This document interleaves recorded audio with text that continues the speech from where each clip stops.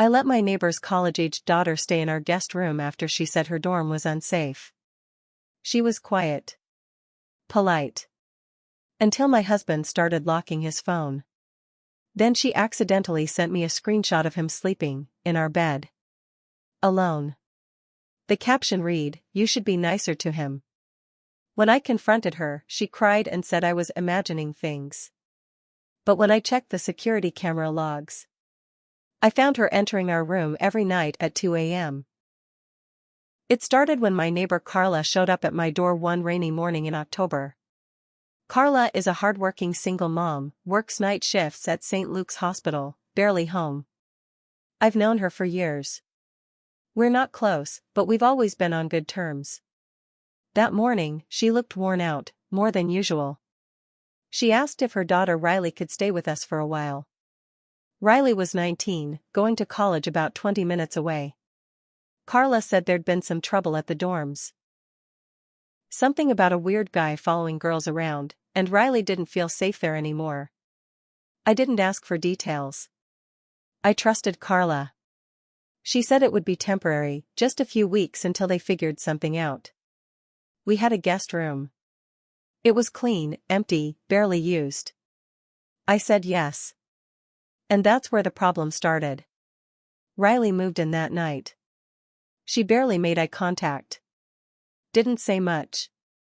Just nodded, wheeled in her little suitcase, and disappeared into the guest room. She kept to herself, always wore headphones, always on her phone. Honestly, she was easy to ignore. For the first couple weeks, it felt like she wasn't even there. But Alan noticed her. I saw the way his eyes followed her when she walked through the room. I saw the way he straightened his shirt, the way he tried to look casual. At first, I thought I was imagining it. Then I realized he'd started leaving his phone face down every time she was in the house. And then he started locking it. That had never happened before. I didn't say anything. I didn't want to be that wife, the one who checks his phone or accuses him without proof. But deep down, I knew something was off. Alan started staying up later. Started working longer hours. Started showering before bed, not in the morning like usual. He also stopped touching me. No hand on my back when I passed him. No goodnight kisses. No small talk in the kitchen. Just silence. And Riley? Still polite. Still quiet. Until she wasn't.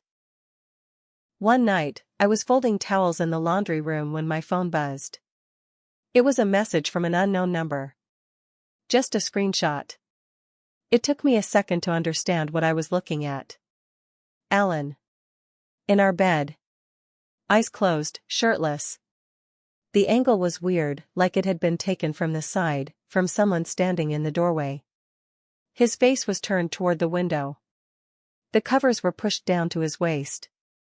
And below the photo, a caption, "You should be nicer to him." I stared at it like it would change. Like maybe I was misunderstanding. My hands started to shake. I marched straight down the hall to Riley's room and pushed the door open without knocking. She jumped like she'd been caught stealing. "Did you send this?" I held the screen out. She looked at it, blinked, then shrugged. "I don't know what that is." I didn't blink. "You're telling me that this just accidentally got sent to me? From a number I don't know? With that caption?" She started crying. Real tears. Her bottom lip trembled. Her voice got small. "I didn't send anything. I think maybe you're just upset. Maybe something's going on with you. I don't know." She made it sound like I was crazy. She sat down and started sobbing into her hands. I walked out. Not because I believed her. But because I needed to see for myself. And I did. I went to the desktop in the den and pulled up our camera footage. We have security cams mostly because of Alan. He insisted on it years ago after someone broke into a truck down the street. There's one in the hallway outside our bedroom door. Motion activated. I went back through the last few nights. There she was. Riley. Barefoot. Hair down. No phone in her hand. Every night, almost exactly 2 a.m., she'd walk down the hallway and slip into our bedroom. She stayed for 40 minutes the first night. An hour the next. Some nights, longer. She never knocked. She never hesitated. She just walked in like she belonged there. And every single time, Alan was asleep. I didn't wake him. I didn't scream. I didn't cry. I just watched the footage. And something inside me snapped. I knew what I had to do. I wasn't going to throw her out. I wasn't going to yell at him. I was going to ruin them both. Slowly. And I was going to enjoy every second of it. I didn't say anything the next morning. Alan got up like nothing was wrong. Made his coffee. Kissed me on the cheek. I wanted to throw the mug in his face. Instead, I smiled. I asked him if he wanted pancakes. He said yes. Riley walked in while I was flipping them. She said good morning like we hadn't just stood inches apart the night before while she lied to my face. She sat down at the table across from him. He smiled at her. Too long. Too familiar. And I knew, this wasn't just a one-sided thing. He was letting her in. He was choosing her. So I started keeping track. Writing down times, details. I documented every night she came into our room. Every time his phone buzzed and he glanced at it, then smiled to himself. Every time he stayed late at work. I checked the GPS tracker I'd installed on his truck back when we bought it. Sure enough, he wasn't always at the job site. Some nights, he was at the Walgreens parking lot 3 blocks away, just sitting there for an hour. I started looking into Riley's social media. She had a private Instagram, but I knew how to find the stuff people don't think others can see. She used a second account. I found it because she posted a picture of our guest room lamp. In the caption, "Little housewife doesn't know I sleep better in his arms." She posted that while I was in the same house. My hand shook so hard I had to sit down. But I didn't blow up. Not yet. Instead, I started planting seeds. I told Carla, her mom, that Riley was really opening up lately, and I was so glad she felt safe. Carla lit up, told me I was an angel. I asked her if Riley was seeing anyone. Carla laughed. Said Riley wasn't really into boys like that, just focused on school. I asked Carla to stop by unannounced more often, saying it would help keep Riley grounded. Carla agreed. Then I started planting seeds with Alan. I told him Riley said he was so smart and strong. That she looked up to him. I watched his chest puff up like a balloon. She's just a kid, I'd say. But I think she has a little crush on you. He didn't deny it. He didn't even pretend to act shocked. Just smiled and said, "She's not a kid anymore." I almost lost it right there. But I held my tongue. Because I had something better than anger now. I had leverage. Then I made my move. I backed up all the security cam footage, every clip. I copied the texts from the burner number she used. I had screenshots of her private posts. I printed it all out and put it in a manila folder. Then I sent a message to Riley's academic advisor, anonymously. I said she had been engaging in inappropriate behavior with a married man in her host home. That there was video. That it happened nightly. I gave no names, just details they could verify if they wanted. I also emailed the folder, under a fake Gmail account, to Carla. With the subject line, "You should know what your daughter's doing at night." Then I waited. It didn't take long. Carla came banging on our door 3 days later. Riley was still asleep. I let her in. Her face was red, shaking. "Where is she?" I led her to Riley's room. She burst in and threw the printed photos on the bed. "You filthy little snake," she screamed. Riley screamed back. Said I doctored it, that I was crazy and obsessed.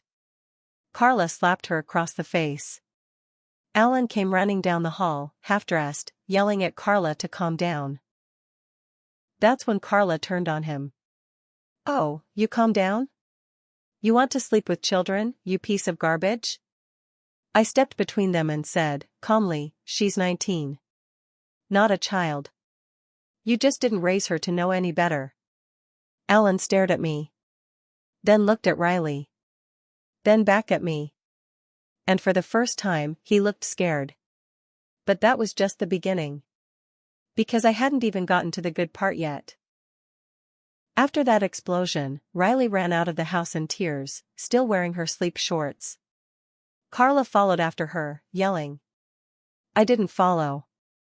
I just stood there in the hallway, next to Alan, watching the mess I'd waited so patiently for finally start to unravel. Alan turned to me. "What the hell is going on?" he said. I didn't answer. I didn't owe him anything anymore. But the thing about people like Alan? They don't panic right away.